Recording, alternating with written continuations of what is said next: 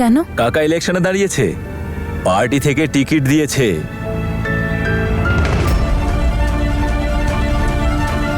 তার মানে হলো বাবা বীরের বাবার অপোজিশনে দাঁড়িয়েছেন। অনেক প্রবলেম হবে। তুমি এই সব কিছু জেনে বুঝে করেছো বাবা? নে ভাই, এটা পড়ে যা। পার্টি নিজে থেকে ডেকে ভাইকে টিকিট দিয়েছে। আর এটা তুইও তো জানিস যে ভাই এখানকার কৃষকদের জন্য কতটা লড়েছে। এখানকার কৃষকেরা ওকে ভালো করে জানে আর মানেও। কেন, তুই কি খুশি হসনি? ঠিক আছে, তুই যেটা ভালো মনে করবি করবি, তোর উপরে আমি কোনো জোর করব না। আমাদের নেতা নেতা সবাই দীপ সিং জিতবে। আমাদের নেতা নেতা সবাই দীপ সিং জিতবে। আমাদের নেতা নেতা সবাই দীপ সিং জিতবে। আমাদের নেতা নেতা সবাই দীপ সিং জিতবে। আমাদের নেতা নেতা সবাই দীপ সিং জিতবে। আমাদের নেতা নেতা সবাই দীপ সিং জিতবে। আমাদের নেতা নেতা সবাই দীপ সিং জিতবে। দাদা, এবার মনে হচ্ছে ফাঁকা মাঠে গোল করবেন। অপোজিশন তো এখনো কাউকে দাঁড় করাতেই পারেনি, আর আপনার বিরুদ্ধে দাঁড়ানোর সাহস কার হবে? সেরকম ব্যাপার নয় দাদা, অনেকেই তো আছেন, কেউ না কেউ অবশ্যই দাঁড়াবেন। আর তাছাড়া কম্পিটিশন ছাড়া জিতে কোনো মজাই নেই। বাবা ভিতরে চলো। তনুকে আসতে দে বাবা। আজ ওর জন্যই নমিনেশন জমা দিতে যাচ্ছি। ও বলেছিল ও আসবে। বাবা ওর আসার হলে এতক্ষণে চলে আসতো।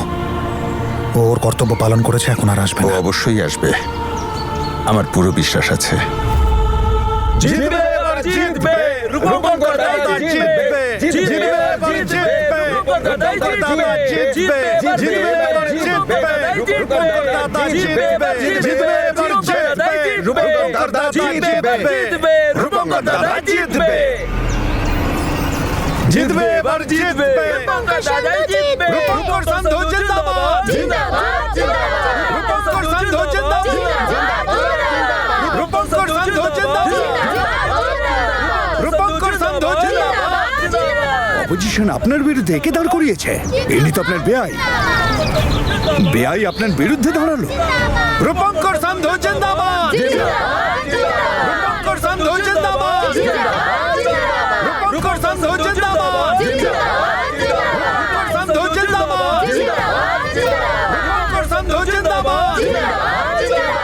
রূপঙ্কর সন্ধু জিন্দাবাদ।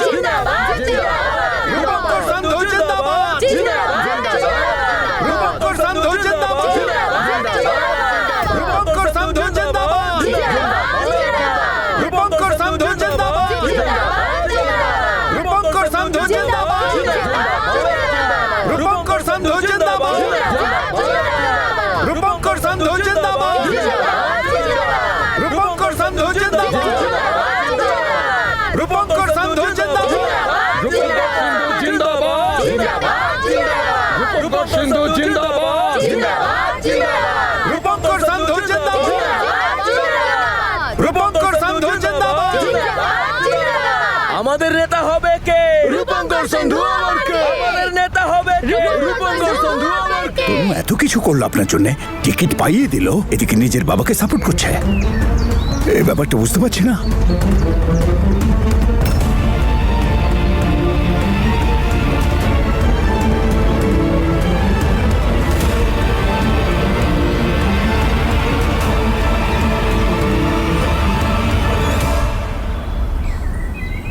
রূপঙ্কর দা, আপনিও আমাদের মতো চাষি, তাই আপনি আমাদের নেতা। যারা ধনী তারা শুধু বাড়ি ঘরই বানাতে পারে, স্কুল স্থাপন করতে পারে, কিন্তু একজন কৃষকের কি চাই সেটা আপনার থেকে ভালো আর কে জানবে?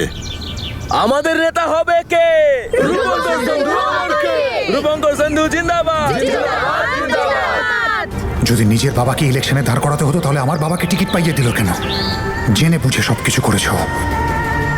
আমি জানি তুমি কি ভাবছো বীর, কিন্তু আমি নিরুপায়। দু তরফেই আমার বাবা। আমি কি করতাম? কাউকে তো বেছে নিতেই হবে আমায়।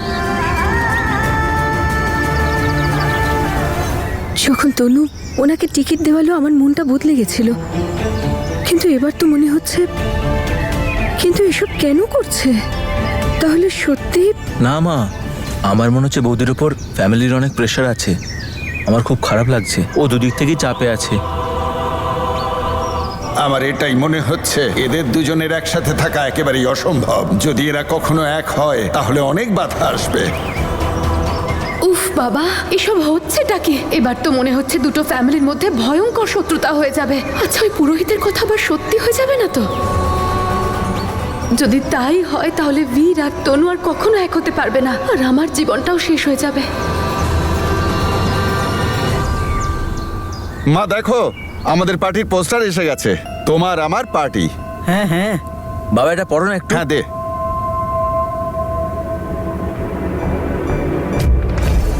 পড়ে শোনা। অলি গলিতে চিৎকার, দীপ সিং হারবে বাহ, এবার। খুব ভালো লিখেছে।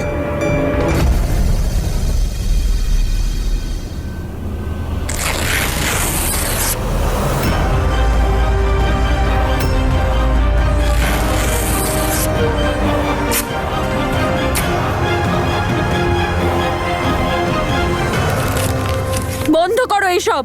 এ কেমন লড়াই যেটা জেতার জন্য অন্যকে নিচু দেখাতে হয়? আর অভিরাজ এসব ভুলভাল স্লোগান লেখা বন্ধ কর। কি লিখেছিস এসব তুই? তুই এখনো ওদের সম্পর্কে ভাবছিস? তনু, ওরা তো সংসার ভেঙেছে, তোর উপর ভরসা করেনি, তারপরেও তুই ওদেরকে এতটা ইম্পর্টেন্স দিচ্ছিস।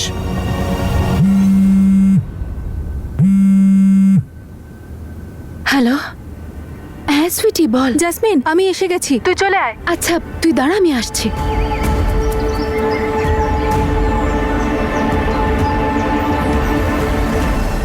কি হলো জাসমিন, তুই এত তাড়াহুড়ো করে ডাকলি কেন? আমি তো শপিং এ যাচ্ছিলাম। আরে সুইটি, এখন শপিং এর কথা বাদ দে তো। তুই ভাবতে পারছিস না আমি কত বড় সমস্যায় পড়ে গেছি। এই বাড়িতে বাবা আমার মুখ দেখতে চাইছে না, আর ওখানে অমৃত তো আমাকে বাড়িতে পর্যন্ত ঢুকতে দিচ্ছে না। আমি কি করি এখন বলতো? ইয়েস সুইটি, পেয়ে গেছি আইডিয়া। আমি ভেবে নিয়েছি, না আমি তনুর কোনো কথা শুনবো না অমৃতের কথা শুনবো। আমাকে শুধু এখন একজনের ওপর ফোকাস করতে হবে, আর সেই ছেলেটা হলো বীর। কিন্তু ও কি তোর কথা শুনবে? জানিস তো ও তোকে পছন্দ করে না। আরে ধুর সুইটি, তুইও না। ও আমার কথা শুনবে না, আমার কথা শোনাতে হবে জোর করে। কারণ আমি জানি যদি বীরকে একবার রাজি করানো যায় তাহলে বাকি সবাই রাজি হয়ে যাবে, স্পেশালি অমৃত। তুই ভাবতেও পারবি না ও আমাকে কত ভালোবাসে। তুই তাহলে অমৃতকে ভালোবাসিস?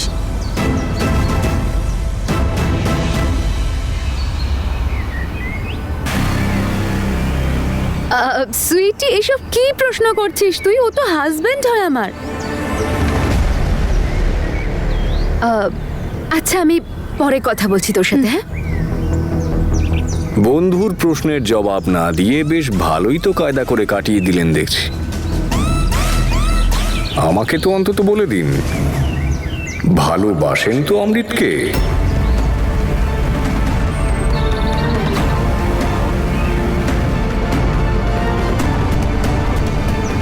আপনার ওপরে তো সব সময় আমার নজর আছে জাসমিন ম্যাডাম।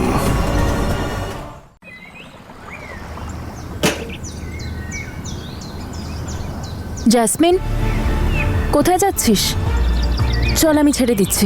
না না, আমি অটো করে চলে যাব। তুই যা না কলেজ। বাই। কোথায় যাচ্ছে ও? জাসমিন, কোথায় যাচ্ছিস? চল, আমি ছেড়ে দিচ্ছি। না না, আমি অটো করে চলে যাব। তুই যা না কলেজ। বাই। কোথায় যাচ্ছে ও?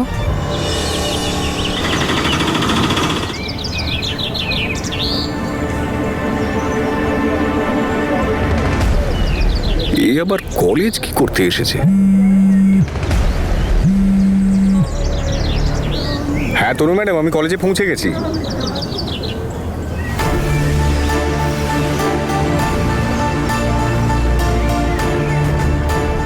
চলো যাও, প্র্যাকটিস করো। বীর, আমার তোমার সঙ্গে একটু কথা আছে। বীর, দেখো, আমি মানছি যে আমি একটা বড় অন্যায় করে ফেলেছি, কিন্তু তুমি তো জানো অমৃত আমাকে কত ভালোবাসে। আমি ওয়াইফ হই ওর, আর ও আমাকে ক্ষমা করতেও চায়, কিন্তু ও শুধু একটাই কথা বলছে, ও আমাকে তখনই ক্ষমা করবে যখন তুমি আমাকে ক্ষমা করে দেবে। প্লিজ বীর, তুমি আমাকে যা শাস্তি দেবে আমি মাথা পেতে নেব, কিন্তু প্লিজ তুমি আমাকে। হলে অমৃতের স্ত্রী, আর ওর সাথে অন্যায়ও করেছো।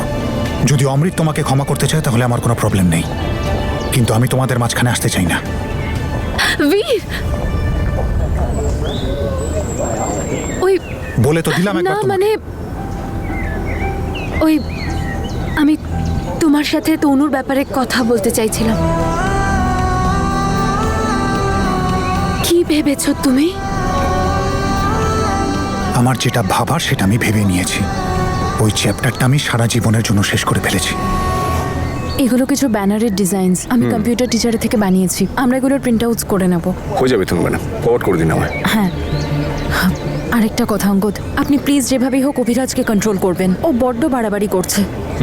আমি এটা কোনোভাবেই চাই না যে বীরের বাবাকে কেউ অসম্মান করুক। এটা ইলেকশন, কোনো যুদ্ধ নয়। আপনার ব্যাপারটা বুঝতে পারছি তনু ম্যাডাম, মুশকিল আছে। সঙ্গ আপনাকে নিজের বাবাকেই দিতে হবে, অথচ আপনি আঙ্কেলকেও একা ছাড়তে পারছেন না। ভীষণ চ্যালেঞ্জিং হবে তনু ম্যাডাম, এটা পলিটিক্স। সাবধানে থাকবেন যাতে এমনটা না হয় যে এইসবের জন্য আপনার আর বীরের মধ্যে দূরত্ব বেড়ে যায়।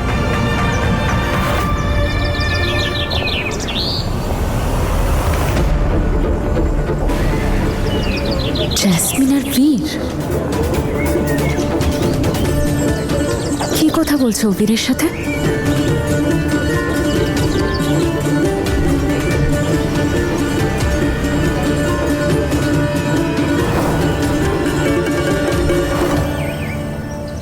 আম শিওর আপনারই কথা বলছে। সবার মতো জেসমিন ম্যাডামও এটাই চান যে আপনার আর বীরের সম্পর্কটা আগের মতোই ঠিক হয়ে যাক।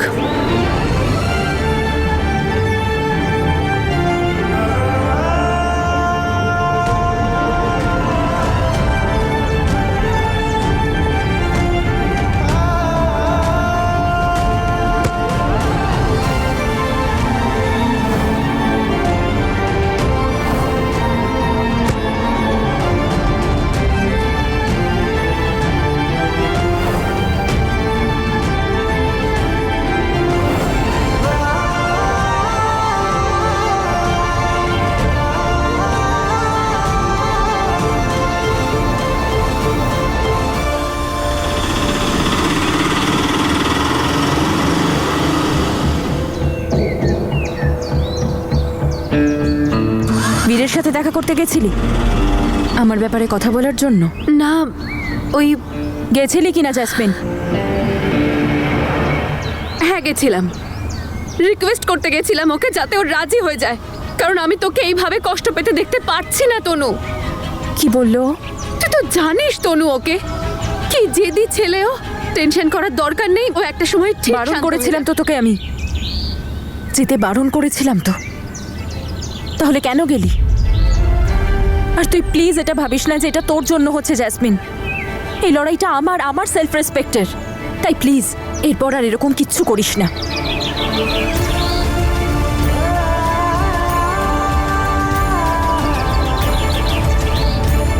তনু, তুমি আমার কাছে জ্যাসমিনের মিথ্যেটা লুকিয়েছিলে। তুমি এটাও লুকিয়েছিলে যে অঙ্গদ সেই রাতে তোমার রুমে কি করছিল।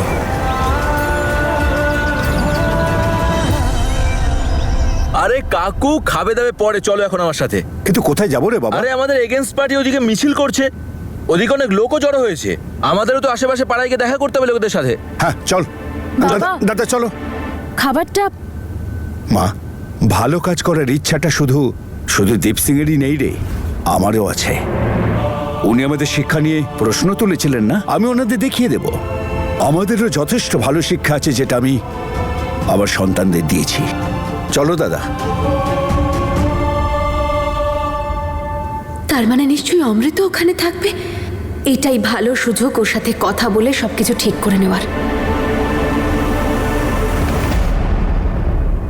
এখন কোথায় যাচ্ছিস? ওই সুইটির বাড়ি যাচ্ছি আমি। ওর বিয়ের শপিং এর জন্য আমাকে ডেকেছে। এমনিতেও এই বাড়িতে কে পছন্দ করে আমার সাথে কথা বলতে।